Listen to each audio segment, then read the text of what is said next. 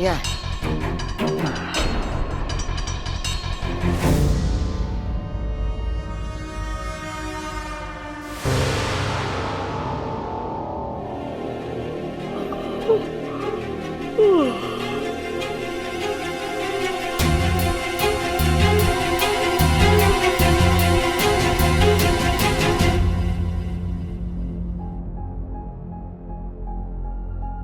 वाकू,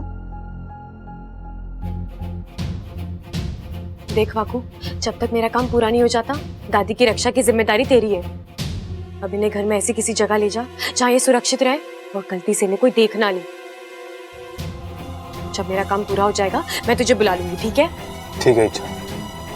दादी जी, मैं आपकी जान खतरे में नहीं डाल सकती।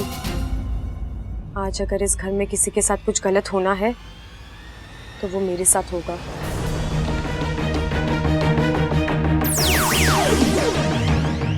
दादी, मैं आपके साथ ऐसा कुछ करना तो नहीं चाहती थी, लेकिन इसके अलावा मेरे पास और कोई चारा भी नहीं है। बाकू, दादी की रक्षा करना। ठीक है इच्छा।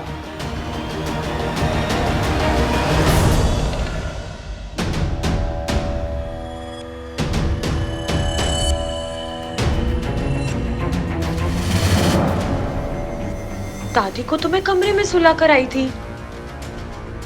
ये दादी कौन है?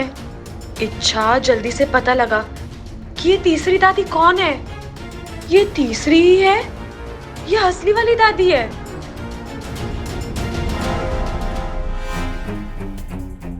वाकू, वाकू, वाकू, वाकू, हाँ इच्छा। वाकू, तुझसे एक काम ढंग से नहीं होता ना। मैंने कहा था तुझे दादी को। फिक्र मत करो, मैं दादी को एक सुरक्षित जगह छोड़ आया हूँ। तो बाहर हवन के लिए जो दादी बैठी है वो तुम्हारी माँ है, सिपली, तुम्हारी मदद करने आई है।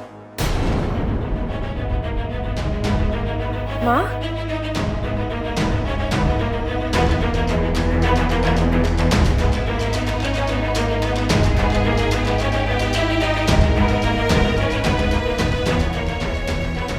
नागुमी देव, मेरी माँ की रक्षा करना। उस सगवंश को यहाँ आने मत देना। आइए अब हवन शुरू करते हैं। अब मैं और नहीं रुक सकती, मुझे हवन को रोकना ही होगा।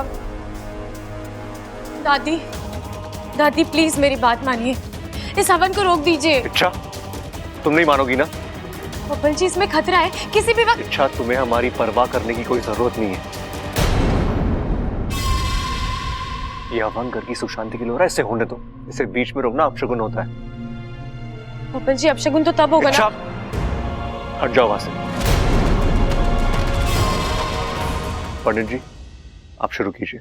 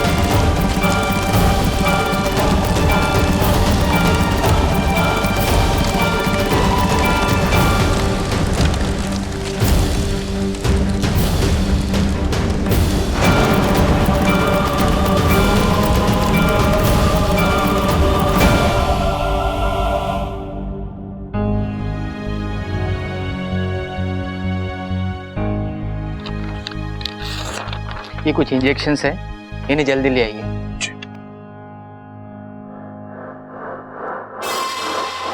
वाह अगवंश वाह, क्या करारा वार किया है।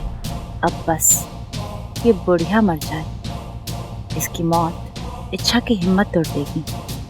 डॉक्टर साहब, दादी ठीक तो हो जाएगी ना? देखिए, इनकी हालत नाजुक है, मतलब जख्म बड़े नहीं हैं, लेकिन गहरे सदमे की वजह से ये अभी तक बेहोश है। इन्हें संभालना पड़ेगा। आप लोग इन्हें आराम करने दीजिए। ओके, माँ को आराम करने दो। चलो।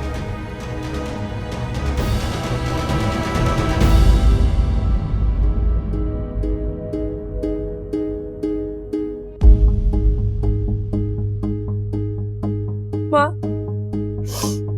आपने ये सब कुछ मेरे लिए किया ना। मेरे अभियान को पूरा करने के लिए अपनी जान खतरे में डाल दी। लेकिन माँ, मेरे लिए मेरी जीत और आपकी जान दोनों ही बहुत मायने रखते हैं। आपको पता है माँ, सब लोग मुझसे पूछते हैं कि दूसरों के लिए इतना कुछ करने के लिए जज्बात कहाँ से हो तुम। अब मैं सबसे कहूंगी कि ये मेरी माँ की देन है। आज के बाद कोई नहीं कह पाएगा कि नाक सिर्फ नुकसान पहुंचाता है। आपने ये बात साबित कर दी कि अपना हो या पराया, नाक सबकी रक्षा करते हैं। अपनी जान देकर दूसरों की जान बचाते हैं।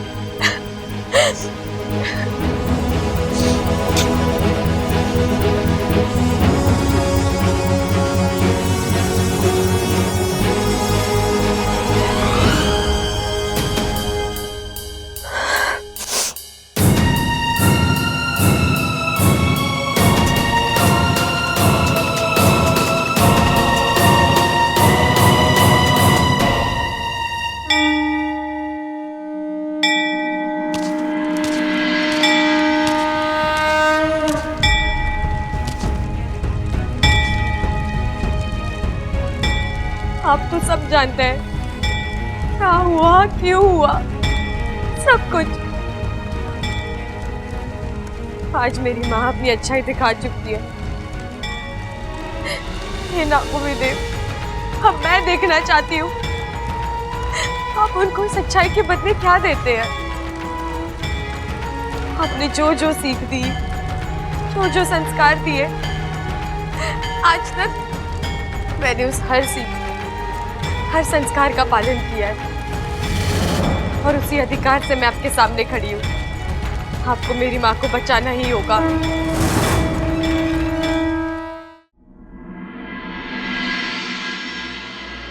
हे गणपति बप्पा, मेरी दादी को जल्दी से ठीक कर दीजिए। वो हमेशा सबको हंसाती रहती है और आज वो खुद। मैं उन्हें ऐसा नहीं देख सकता भगवान। आपको उन्हें ठीक करना ही होगा। प्लीज उन्हें ठीक कर दीजिए बप्पा, प्लीज प्लीज उन्हें ठीक कर दीजिए। प्लीज ठीक कर दीजिए बप्पा। अपू बेटा,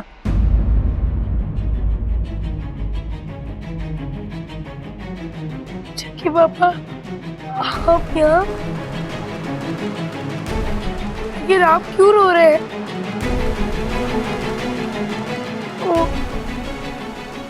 आपको भी दादी के लिए बुरा लग रहा है ना?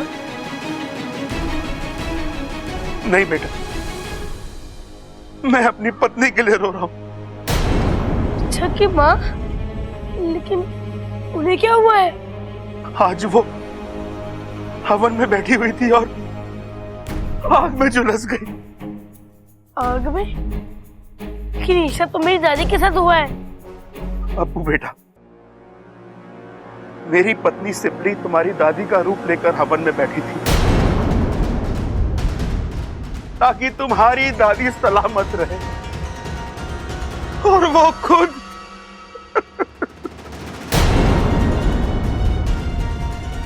वो अच्छा की माँ है तो मेरी असली दादी कहाँ है?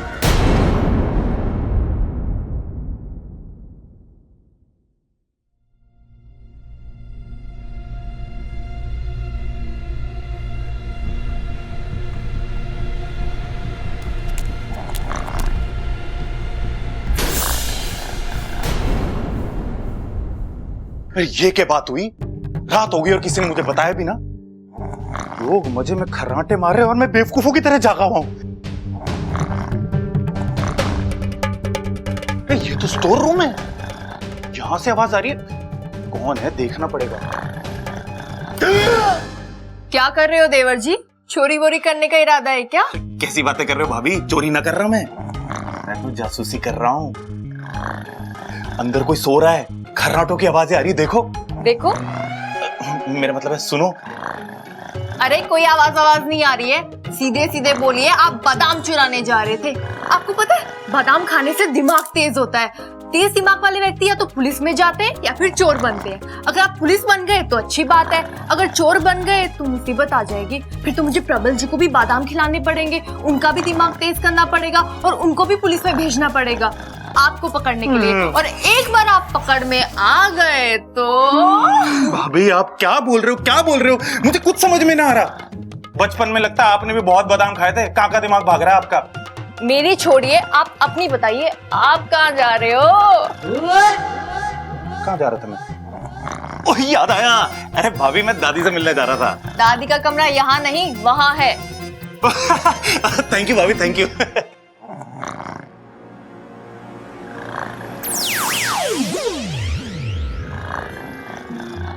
ये दादी भी ना कितने खराटे मारती है। 2 दिन में तीसरी बार ऐसा हो रहा है। समझ में नहीं आ रहा है आग अचानक भड़की कैसे। अब ये तो इच्छा ही बता सके। उसने मना किया था हमें हवन करने के लिए। अगर उसकी बात मान ली होती तो शायद ये हादसा ही ना हुआ होता।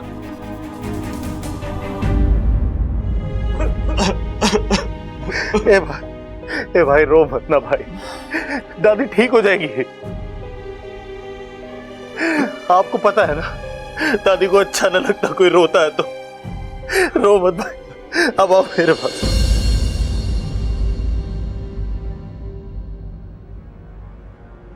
इतना सब कुछ हो गया, इच्छा कहाँ है? कहाँ है? कहीं बैठी रो रही होगी। उसके प्यारे परिवार की नींव जो दम तोड़ रही है। आइए।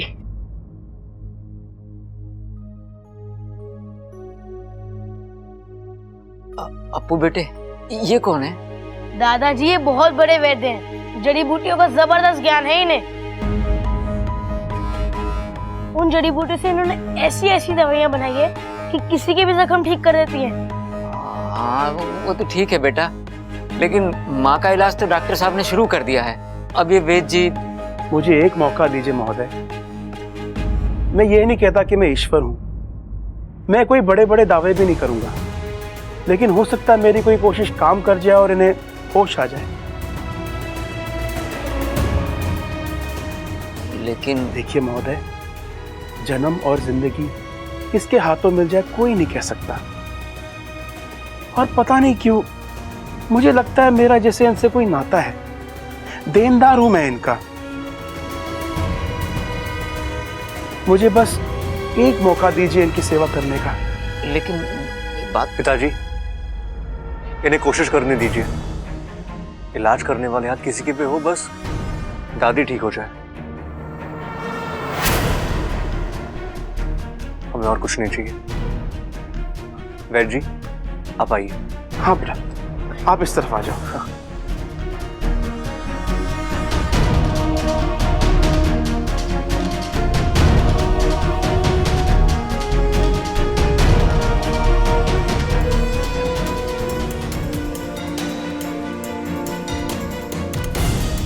सिपली, देख मैं आया हूं, तुझसे मिलने आया हूं। आज से सालों पहले तूने मेरी जान बचाने के लिए साझा प्रत्यार्पण ना किया होता तो आज मैं अपनी आधी जान तुझे दे देता। आज मेरे हाथों में कुछ नहीं है, मैं बस तुझसे जिद कर सकता हूं वापस आने की। आज तक आपने इच्छा की श्रद्धा देखी है, उसकी भक्ति देखी है, लेकिन आज आप उसकी जिद देखेंगे। मैं यहाँ से तब तक नहीं जाऊंगी तक आप मेरी माँ के साथ न्याय नहीं करते।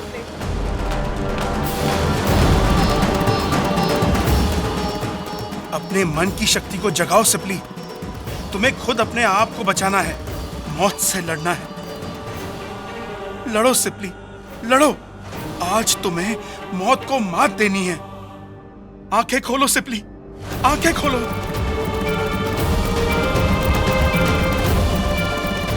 हे नागोमी देव, आपके दरबार में सबके लिए एक ही न्याय है।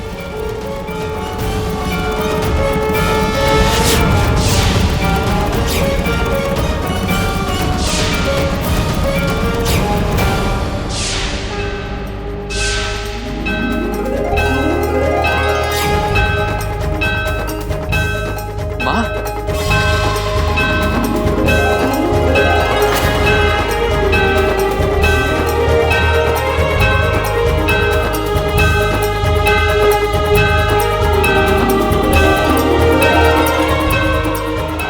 दादी, दादी आप ठीक हो?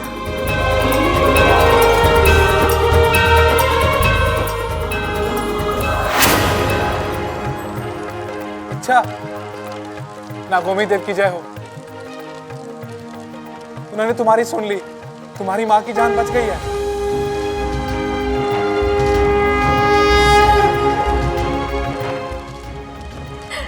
हे नागोमी देव, मैं जानती हूँ आज मैंने आपके सामने बहुत जिद की, लेकिन मैं ये भी जानती हूँ कि आपने मुझे माफ कर दिया। अभी तो मुझे मेरी माँ वापस मिली।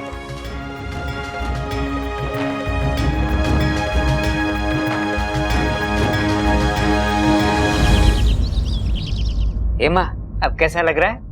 अभी थोड़ा ठीक लग रहा है छोरा।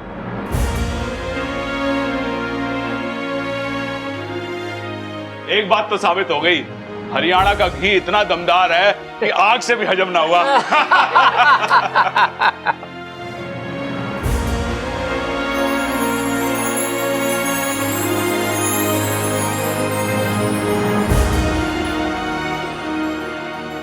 तुम लोग सब बाहर जाओ, मैंने इच्छा से अकेले में बात करनी है। ए माँ, ऐसी कौन सी बात है जो हमारे सामने नहीं हो सकती? खड़ाक, होगी कोई बात जो माँ हमारे सामने नहीं करना चाह रही। चलो चलो हम बाहर चलते हैं। Ladies talk, ladies talk. मुंह क्या लेकर चलो। दादी, क्या मैं रुक सकता हूँ? ना छोरा, तू भी जा। आप नहीं चलेंगे बाहर? अरे इनकी हालत अभी भी काफी नाजुक है, अब मेरी जरूरत कभी भी पड़ सकती है। अगर आपको ऐतराज ना हो तो क्या मैं यहाँ रुक सकता हूँ? आपके यहाँ रहने से मुझे कोई आपत्ति नहीं है। ठीक ठीक ठीक।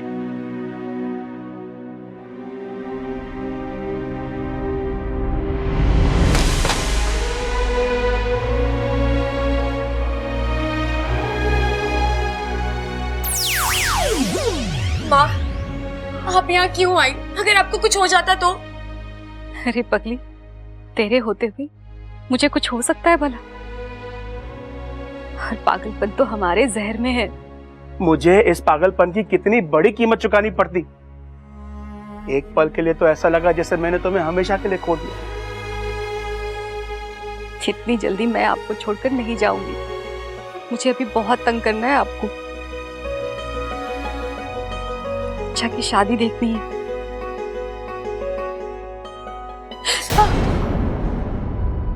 ये क्या हुआ? कुछ नहीं माँ, बस ऐसे ही।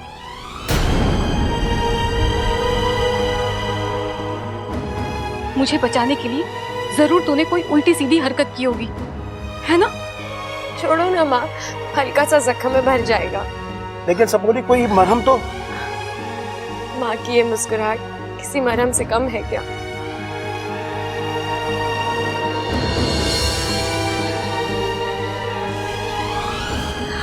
अच्छा, इस हादसे से एक बात तो साबित हो गई है कि ये अघवंश बहुत ही खतरनाक है और शक्तिशाली है।